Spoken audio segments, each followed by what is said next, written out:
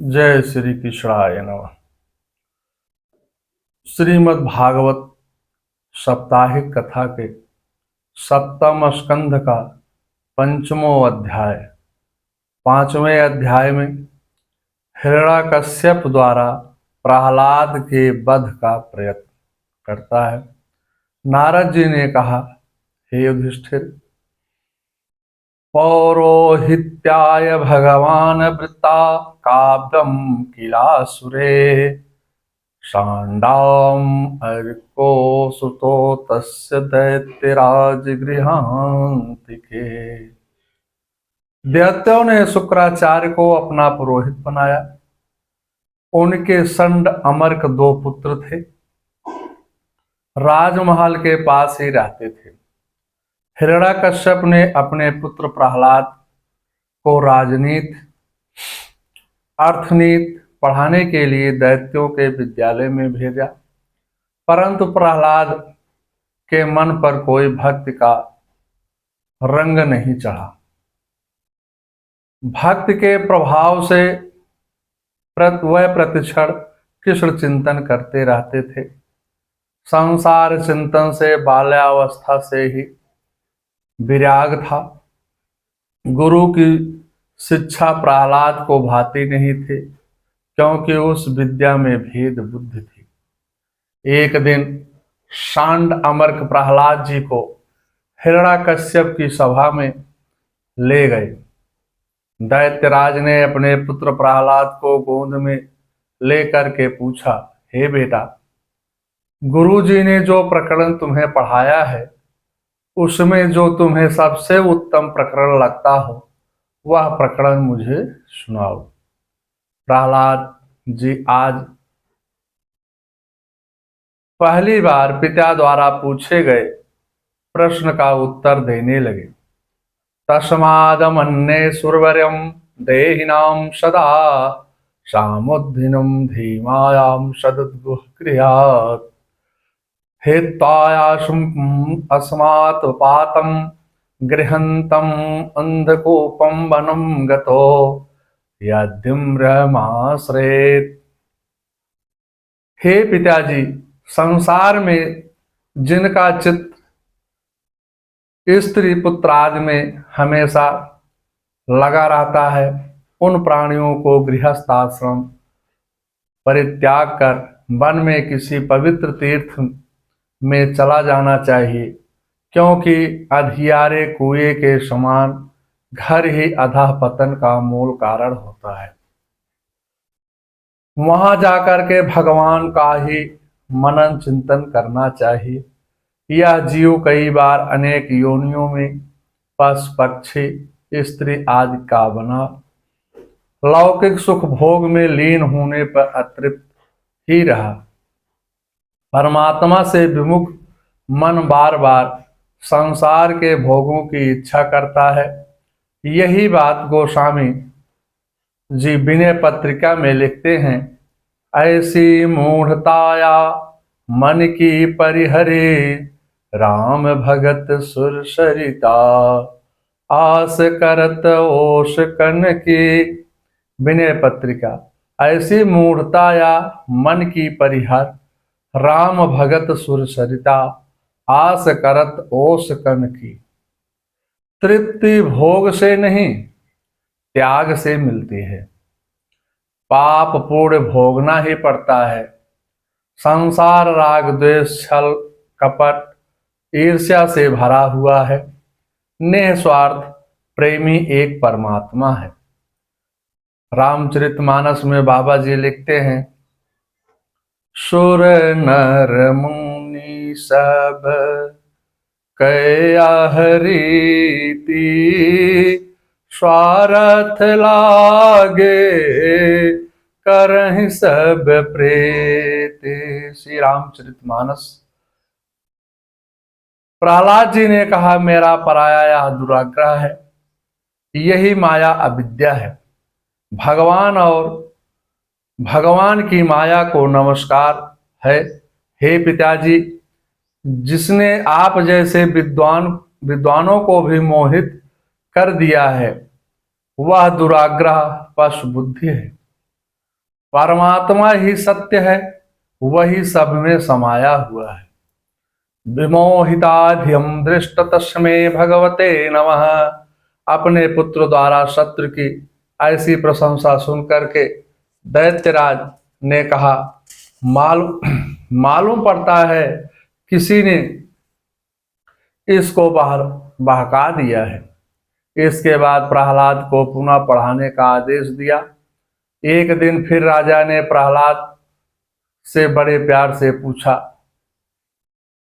प्रहलाद बेटा, तुम असत्य मत बोलना, बताओ तुम्हारी बुद्धि में यह विपरीत संस्कार किसने डाले हैं, तुम्हें किसने बहकाया है। प्रहलाद जी ने कहा, हे पिताजी, सभी जीवात्माओं की बुद्धि के प्रेरक भगवान नारायण हैं।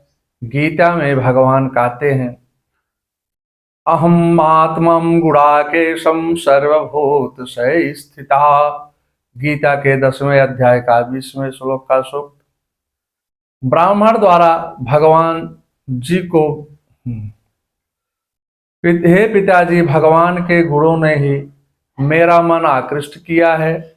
रुक्मणी ने भी यही संदेश ब्राह्मण द्वारा भगवान को भिजवाया था। श्रुत्वम गुणान भुवन सुंदर श्रुताम ते।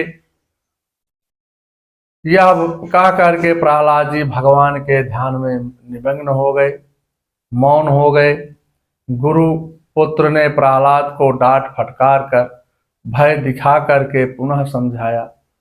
फिर दैत्यराज ने एक दिन पुनः पूछा, हे प्रहलाद, सुनाओ, इतने दिनों तक तुमने क्या उत्तम शिक्षा प्राप्त की। प्रहलाद ने कहा, श्रवणम कीर्तनम विष्णो, स्मरणम पाद सेवनम, अर्चनम वंदनम दास्यम, सांख्यात्म निवेदनम। हे पिताजी, भगवान विष्णु की कथा श्रवण, कीर्तन, स्मरण, पाद सेवा, प्रणाम, आत्मसमर्पण आदि से नवधा भक्ति को ही मैं उत्तम अध्ययन मानता हूँ। यह सुनते ही हिरण्याकश्यप गुरु पुत्रों को डांटने लगा। ब्रह्मबद्धो किमे में तत्ते विपक्षम श्रता शताम, आसारम ग्राहितो बालो मामानादृत्य दुर्मते। अरे नीच ब्राह्मण, तूने मेरे वचनों का अनादर करके इस बच्चे को क्या निस्वार्थ शिक्षा दे दी। तू अवश्य ही मेरे शत्रुओं से मिला हुआ जान पड़ता है। गुरु पुत्रों ने कहा, हे दैत्येंद्र, इसमें हमारा दोष नहीं है, इसकी यह बुद्धि स्वाभाविक है। नए सर्ग की अम्मते रस्य राजनम नियक्ष मन्यो कदाधा अस्मान। प्रहलाद जी ने बीच में ही पिताजी से कहना प्रारंभ किया, हे पिताजी, ये बुद्धि मुझे इन्होंने नहीं दी है। ये बेचारे अध्यापक तो निरपराधी हैं, बिना अपराध के हैं। जैसे कोई अंधा व्यक्ति दूसरे अंधे व्यक्ति को लेकर गड्ढे में गिर जाता है, वैसे ही इन्हें ज्ञान, वैराग्य, भक्ति की भगवान ने आंखें नहीं दी है। वह दूसरे को मार्ग नहीं दिखा सकते हैं। हिरण्याकश्यप ने प्रहलाद जी से पूछा, अरे बता, तुझे यह बुद्धि गुरु से मिली है अथवा किसी अन्य ने तेरी बुद्धि को बिगाड़ा है। प्रहलाद जी बोले, हे पिताजी, मत्तिन कृष्णे परता स्वास्थो आमिथो भिदेत गृहव्रतानाम, आनंदो गोभिभीस्तम तस्मै पुनम पुनश्चावर्णनाम। हे पिताजी, भोगी व्यक्ति सदा इंद्रियों के भोगों में लगा रहता है। एक बार थोड़ा सा सत्संग मिलने पर वैराग्य हो जाता है, फिर वही इंद्रियां विषयों को मांगती हैं। आसक्ति छोड़ करके भगवान के चरणों में प्रेम करने से आप चित्त चक्रपाणि भगवान में लग जाते हैं। संसार के लोग पिसे हुए को पीस रहे हैं। गुरु से अपने प्रयास अथवा परस्पर एक दूसरे की बुद्धि स्थिर नहीं हो सकती है जब तक महात्माओं की श्रद्धा से सेवा न की जाए। मेरी तो गर्भावस्था में ही देवर्षि नारद ही महान अनुकंपा से भगवान के चरणों में बुद्धि स्थिर हो गई थी। प्रहलाद जी इतना कहकर मौन हो गए। प्रहलाद जी द्वारा इस प्रकार भगवत निष्ठा देख करके दैत्यराज ने प्रहलाद को गोद से पृथ्वी पर पटक दिया और दैत्यों को प्रहलाद को मारने की आज्ञा दे दी। वधत्याम आशव्यम वधत्यो निसार्यम नयनिता। दैत्येंद्र की आज्ञा पाते ही राक्षस मिलकर के प्रहलाद के ऊपर तलवार भाले अनेकों अनेक शस्त्रों से प्रहार करने लगे, परंतु प्रहलाद के शरीर पर कुछ भी प्रभाव नहीं हुआ। प्रहलाद जी को शास्त्रों में दैत्यों में विष्णु ही नजर आने लगे, माने चारों तरफ से प्रहलाद जी को केवल भगवान विष्णु ही स्मरण आने लगे, दिखाई देने लगे। दैत्यों ने प्रहलाद को मारने के अनेक उपाय किए। जल में डुबोया, विष खिलाया, ऊंचे पहाड़ से पृथ्वी पर गिराया, कृत्या का प्रयोग किया, अग्नि में जलाया, हाथियों से कुचलवाया। कृत्या का प्रयोग भी निष्फल हो गया। कृत्या स्वयं भी जल गई, परंतु प्रहलाद का बाल बाका भी न हुआ।